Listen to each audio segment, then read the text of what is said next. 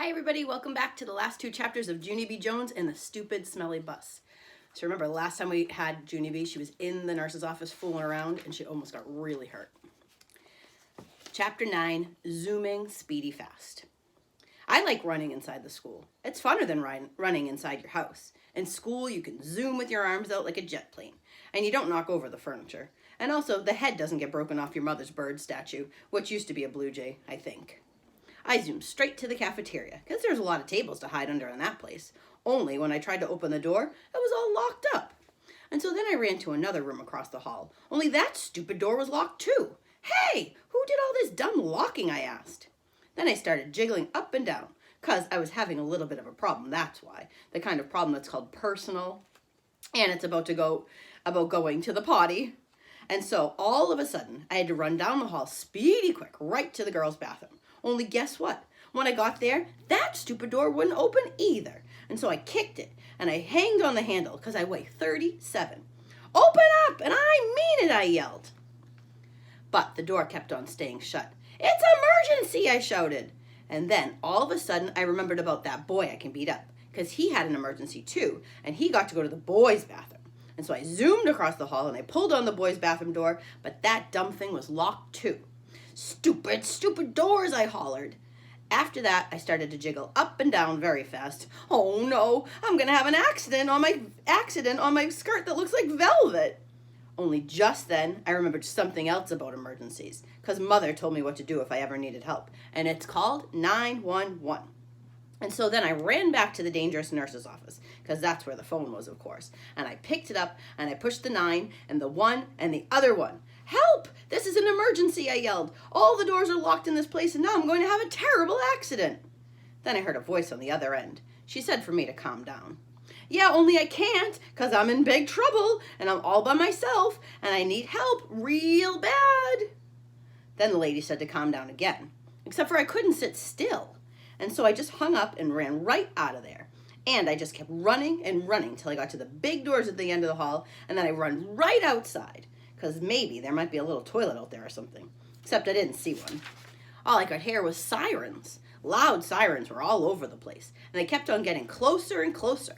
And then a big green fire truck came zooming right around the corner, and a white police car, and a red fast ambulance, and guess what else? They turned right into the school parking lot.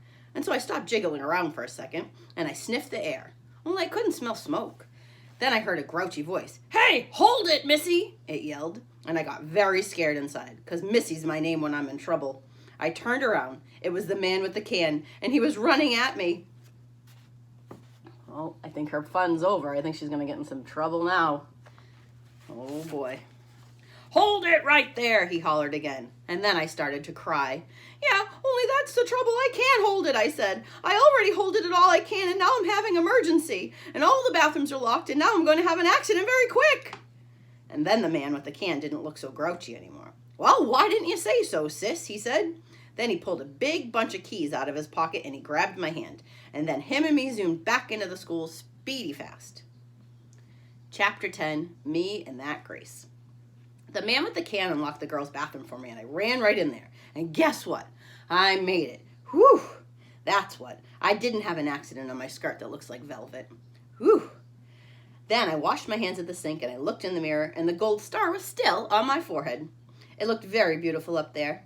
After that, I went into the hall, and the man with the can bended down next to me.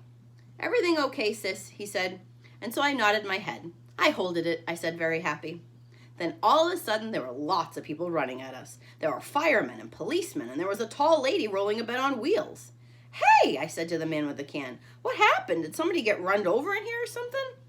Then I saw Mrs. and Principal and Mother, too. They were running at us. And then Mother bended down and hugged me very tight. After that, everyone started talking all at once, and nobody was using their quiet voices, and nobody was smiling either. Principal started asking me a jillion questions. Mostly they were questions about hiding in the supply closet. I'm a good hider, I told her. Principal acted a little bit grumpy, but said I wasn't allowed to do that anymore. When you go to school, you have to follow the rules, he said. What would happen if every boy and girl hid in the supply closet after school? It would be very smushy in there, I said. Then he made his frowny eyes. But we wouldn't know where anyone was, wouldn't we, he said. Yes, I said, we'd all be in the supply closet. Then the principal looked up at the ceiling, and I looked up too, but I didn't see anything again. After that, Mother looked at my Band-Aids. Did you hurt yourself, she asked. And so I told her all about the dangerous nurse's office, and then I showed her the purple sweater, and she made me give it back. After that, everybody started leaving, the firemen and the policemen and also the tall lady with the bed. Then finally, my mother got to take me home. And guess what? I didn't have to ride the stupid smelly bus, except the car wasn't fun because Mother was grouchy at me. I'm sorry the bus wasn't fun for you, Junie, she said, but what you did was very, very wrong. Did you see all the commotion you caused? You had a lot of people very scared.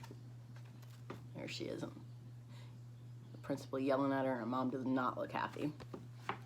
Yes, but I didn't want chocolate milk on my head, I explained to her.